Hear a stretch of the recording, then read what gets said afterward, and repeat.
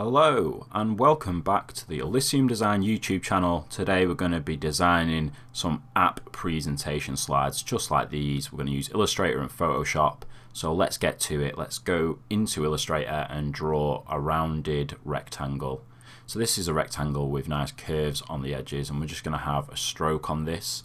And what we're doing here is creating a nice thick stroke, because these are going to be simple outline icons that look nice, that look effective and minimal, but they're quite easy to do and quite simple if you're a beginner. So again, another rounded rectangle there, and we're just making a basket here is the concept with these two shapes, because we're going to make a hot air balloon icon for one of our app slides that we're going to put together in Photoshop. So now using the ellipse tool, I'm just going to hold Shift and Control to maintain the diameter of a circle, make it a perfect circle, and I'm just going to move it above the basket. That's a little bit high, so I'm just going to take it down a bit more there, and that's great. So now we've got the base for the hot air balloon. We're going to take the pen tool and we're going to add some details to fill in this icon and make it actually look like a hot air balloon rather than a circle and a couple of rounded rectangles. So you don't want a straight line like this. You want a nice curve that meets at the edge of the circle and the top of the basket. Just remove that fill, because that shouldn't be there and it's making it look nasty. So now we're going to transform and reflect, and what I did was I held down Alt as I dragged it to duplicate it, then I reflect it to the other side, and that way we have a perfectly symmetrical curve on both sides, so it matches up, because we want some symmetry on this, because it looks cool in an icon like this to have some symmetry. Just drawing a straight line down the middle with the pen tool, and now I'm going to create a curve similar to the ones connecting to the basket on either side. I click and hold and drag out that Bezier to get a nice smooth curve that fits the shape to the side of the circle. And then again I hold Alt down and I drag to duplicate and I reflect it to the other side, and there you have the main part of the hot air balloon. And I'm just going to add a few more details here, and once that's done we're going to do a couple more icons in the same style so that you get the idea of how to create these simple effective icons. So I'm just creating some little details here, some smooth curves with the pen tool, making sure everything lines up down a central line and has symmetry. So I see that this curve isn't quite perfect, but I can go in, move my points around with the point selection tool, and do some little edits and minor changes to the curves to make sure they look how I want them to look. So now I'm just adding the final details before I move on to the next icon, and we're going to do 3 of these today. So when you finish up the icon, make sure there's no fill on the icon and it's just the strokes. And then after you've removed all the fills and you've just got your strokes, you're going to want to go up top and go to Object and expand the appearance. And what this does is make all the strokes fills. We've done this in other tutorials, and that means that if we scale this larger or smaller in Illustrator, it will now maintain the thickness of the stroke no matter the dimensions. So now we're moving on to the next icon, and we're going to create these 2 speech bubbles. So rounded rectangle tool again, have a consistent stroke thickness from the last icon, and we're going to use the pen tool to create a little sort of almost like a shark fin shape. And what this will do is act as the little tail on the first speech bubble, which is a squared one. And we're going to vary this up, so we're going to have one speech bubble that's with the rounded rectangle tool and one that's with the ellipse tool, and it'll give a nice contrast between the 2 shapes. So I'm just getting the sort of shark's fin shape that I want here. I'm going to round off the edges so it's a little smooth, and then I'm going to come up, after I get my placement right, come up to the pathfinder. At first I pick the wrong one, but then I find the correct one. I just want to make sure that they're filled together so they match, and then I'm going to find, not the minus front that I have clicked twice, I'm going to click Unite All, and that will combine the 2 shapes into one shape, and that's what we want. So that one's done. Now we go on to create our ellipse shape, and we don't want a perfect circle. We want an oval shape like this, like a traditional speech bubble, and get that placement just in the bottom corner. And we're going to create another little shark's fin shape here, and it doesn't have to necessarily be perfect, but we want it to kind of match up, to have some consistency between the two speech bubbles in this icon. And now I'm just going to use the ellipse tool again, and this time I am going to hold Control and Shift and create a perfect circle that maintains its dimension. And I'm going to fill this black, the same color as the stroke, so sort of off black. And I'm just going to create 3 dots, and this is the kind of symbol you see these days when someone's typing a message to you and it pops up in the bottom corner of your screen. I'm just going to scale that, put that in the middle, and I'm pretty much there now with this icon. So I'm just going to do the same thing now that I did with a hot air balloon, and make sure there's no fills inside and that the strokes are the only thing you can see, other than obviously the 3 black dots I've just created inside the speech bubble. So now I'm going to expand the appearance on this icon as we did before, group it together for now. Now we'll move on to the 3rd icon, get the rounded rectangle tool again, because we're going to get a consistent shape. Create a rectangle that's the kind of shape of, you want a shape like a mobile phone, because we're going to create a phone icon, which is a very popular icon for use in SEO and web and all sorts of apps. So we've got a nice rectangle, stroke again consistent, same thickness. And we're just going to get the ellipse tool, create a circle that is filled black for the top, which will be like, I guess, the camera shape that you see at the top of your phone, because all we're doing is looking at objects and recreating them with simple basic shapes. And now another circle at the bottom. This is, the button you press to unlock your phone and go to your home screen. And now we need to create an inside that goes below the 2 circles, because it's a phone, so it has a screen. And at first I was looking at offsetting the path. Well, could we just offset the path to save time? But no, because the constraints stay the same technically, so it doesn't look quite right. So I do offset the path, and then around the edges, and all I do is just shrink it down. I just take the 2 top points, but then you look at the screen and it doesn't look quite right in the dimensions, and I can't select it and just drag down like I did before, because then I lose the constraints of my circle. But I can select the original rectangle, get that right, drag that circle down, and then select the inner rectangle I created and drag that down. And there you go, that's problem solving without having to redraw shapes, so it just saves a bit of time.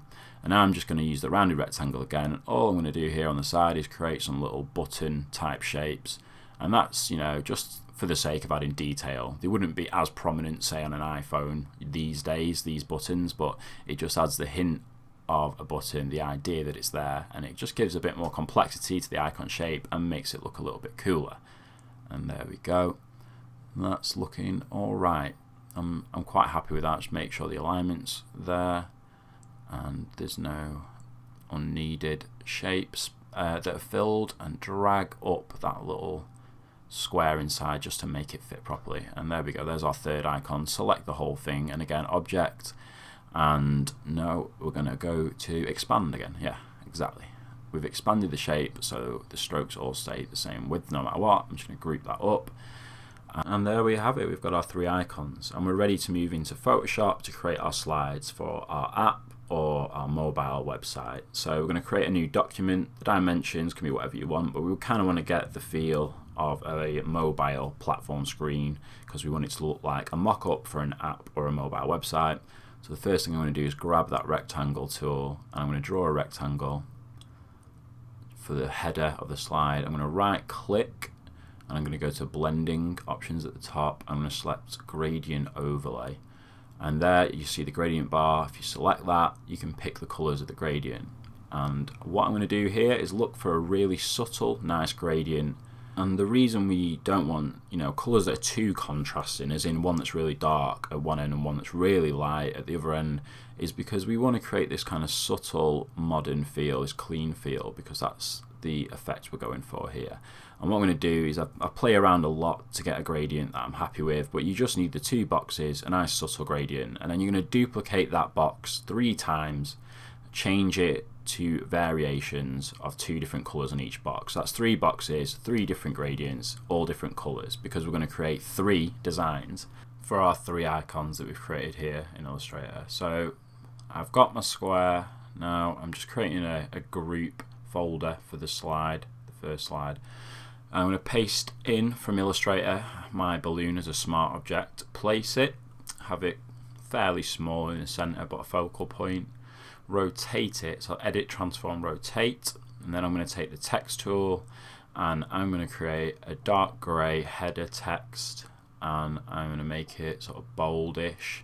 I'm using ARS Marquette Pro, but you could use Helvetica, Arial, whatever's at your disposal if you want a nice blocky font with some variation. So I'm making the text medium, and I'm making sure I've got all caps turned off because I want to have some variation. I don't want all capitals for this title in this instance. And I'm just gonna change the title to marketing services or something like that. Obviously you can amend the text into whatever variation you see fit, you know, fly away with some great marketing, whatever terminology you want to use or make up. And then we're going to have a body that's just a regular font, and just change the layout a little bit to suit our needs.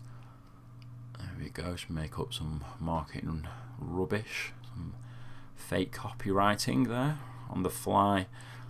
Align everything down the center, so have central alignment for the text paragraph, and just make it a lighter grey than the header, and it just adds that nice contrast between the two texts. But we don't want it to be too light because we still want to read it. We still want a nice contrast with our text on our white background. And now I'm going to slow back down. I'm going to create a circle with the circle tool, and this is going to be our sort of next button to click to the next slide or whatever you want it to be. So just right click, blend in options, and we're going to mess with the drop shadow. We just want to create a nice drop shadow. You can play with all these different little modules here. So we've got the angle, which shows where the shadow falls. I want something that's sort of going off to the right, bottom right a little bit. The spread, so how far the shadow spreads out, the size of the spread, how big it gets, and the distance from the object. So you can play with all of these, you know, you can play with the contouring, you could use different blend modes and change the opacity up top as well to sort of lighten the drop shadow as well, to give it a more subtle feel, which we'll do now. Just lighten that drop shadow up a bit, and you can see the blend mode is multiply on this, which is the default blend mode, but you can use all different kinds of styles, and this is a really effective little thing to use in Photoshop. I use the blending modes all the time because it just makes things easy. So there we go, just take the opacity down, and I'm pretty happy with that. And I'm just going to add a really subtle stroke. As you can see at the moment, my stroke's way too big from a previous project. Just bring that down to like a 1 and make it really light. And I just want to hint, just so you know the whole entire circle's there with the drop shadow, so it's not just floating in the negative space. I'm just going to zoom in, and now we're going to go over to the custom shape tool. I mean, you could go back into Illustrator, create your own custom shape however you want it to look, but if you're just looking for a quick button or something like that, we have these custom shapes that Photoshop gives us. And the library, if you click on this little gear icon, and you can have a look at all of the shapes. I'll just append it so you can see them all.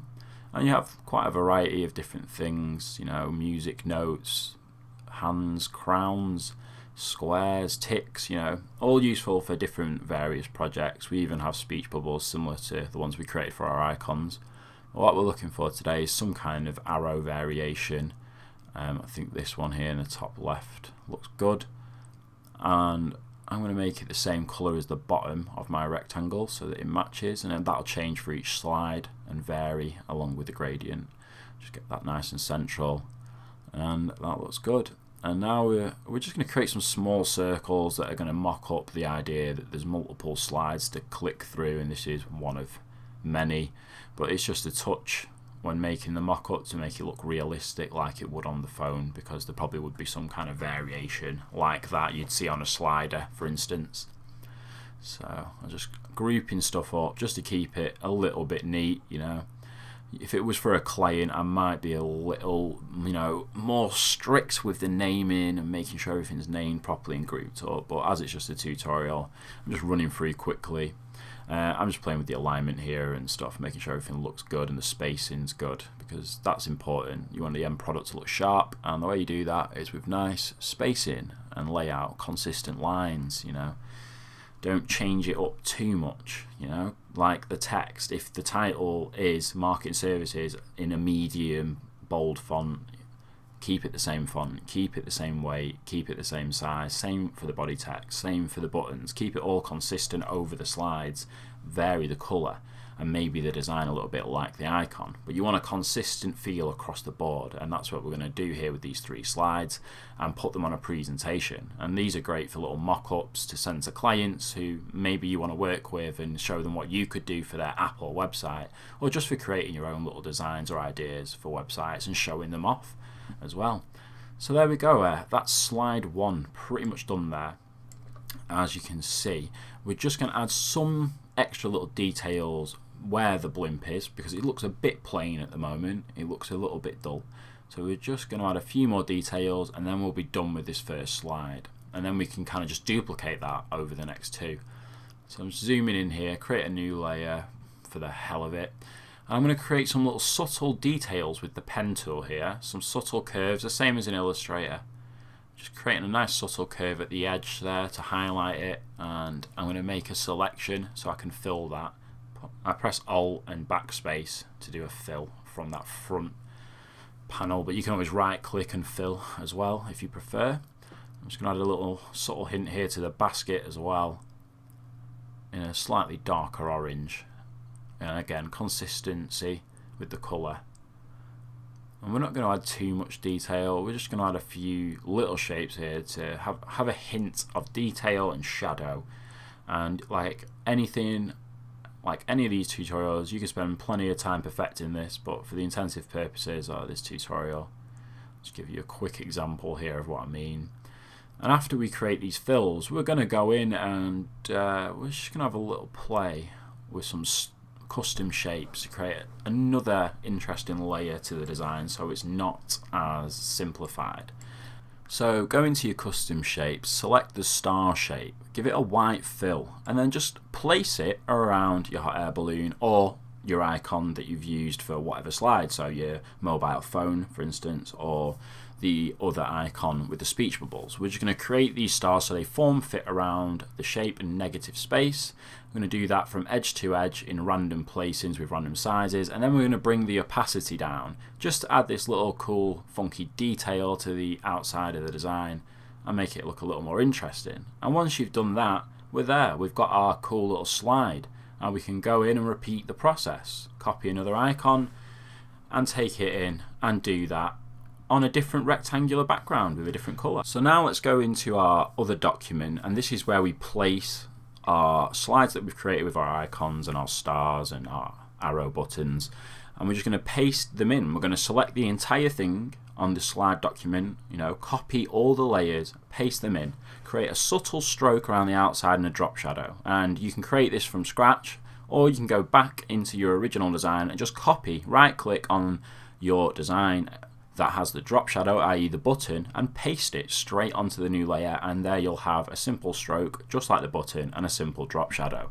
So that's pretty straightforward, and it's a cool little time saver. And then we're going to grab the pen tool, and if you hold shift when you make a diagonal line just like this, it gives us a right angle, so we don't have any difference between those two angular lines on the left or the right. We keep that consistency and that symmetry. We fill that with a grey, a dark grey, but we can play with the opacity later. We can also use effects and filters on this, so we could do a blur or a motion blur to give it an extra touch of subtlety and class.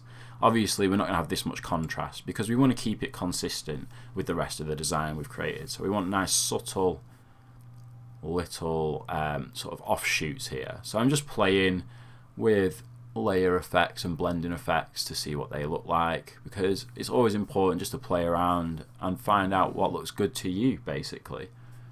So I'm going to create a rectangle for the background, and what I want to do is have a nice subtle gradient just like the original rectangle boxes but in a grey. So just go to blending options like before, get your gradient, click the gradient bar. Let's make a nice subtle whitish colour to a darker grey. But again, keep it subtle, the variation. Okay, that's pretty good. So we've got some nice contrast now. Go back to your pen tool created rectangles, and I've merged those together. You can select all the layers and press Ctrl E to merge all those together.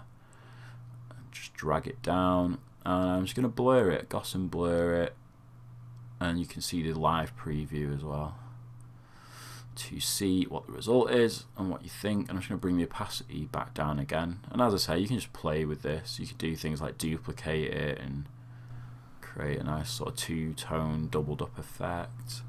But basically we're pretty much there now. We've got our our boxes with strokes and subtle drop shadows here to present it, and we have a little offshoot for some style. You could also add some ellipses in the background in a really subtle lighter white and maybe bring the opacity down, or use the pen tool to create some interesting cool curves with different blending modes as well.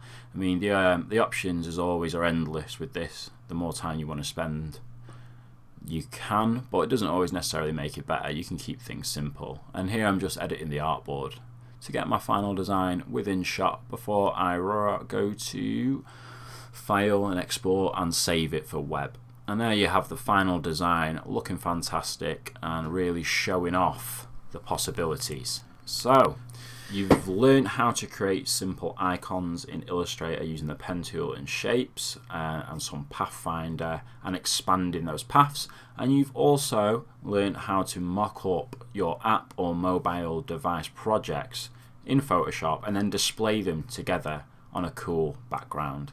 If you have any design tutorials you want to see, any styles or techniques, whether it's illustration, whether it's Photoshop work, photo editing, InDesign, anything at all, post your comments below and I'd be happy to make a video and go over the techniques you want to see on this channel. Once again, thanks for listening and watching this tutorial, and if you could like and subscribe, that would be amazing and really help me out. If you want to see anything on this channel, get down below and tell me right now. And if you need any graphic design services or want to see my work, head over to www.elysiumdesign.com and you can get a quote off me today for any design work at all.